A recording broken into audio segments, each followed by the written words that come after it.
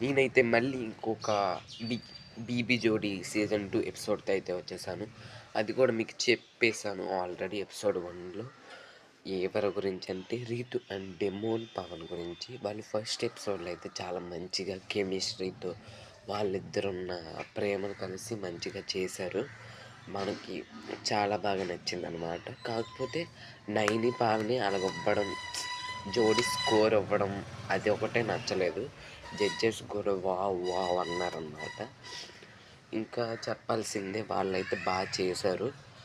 కిందటి శనివారం ఎపిసోడ్ అయితే ఫస్ట్ ఎపిసోడ్ వైల్డ్ కార్డ్‌కొచ్చినప్పుడు అది చేశారు.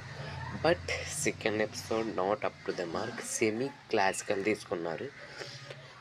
అప్పుడైతే ఆ పర్ఫార్మెన్స్ నాకే చూస్తే ఏదసలు ఇద్దరు సింక్‌లో లేని చేసినట్టున్నారే అనిపించిందనమాట. మీరు ప్రోమోలో చూస్తే ఉంటది. అప్పుడు శేఖర్ మాస్టర్ అడుగుతారు, "మీరేం ఫార్మ్ తీసుకున్నారమ్మా" అంటే రీతి ఏమో ఏడుస్తది. అప్పుడు శేఖర్ మాస్టర్ "ఎందుకు ఏడుస్తున్నావంటే" "నాకు డ్యాన్స్ రాదు మాస్టర్. ఫస్ట్ టైం చేస్తున్నాను" అంటది. బట్ అక్కడ ఎవరికీ డ్యాన్స్ రాదు. వాళ్ళ కొరియోగ్రాఫర్ ఇంకా మంచిగా చేయించుంటే బాగుండు.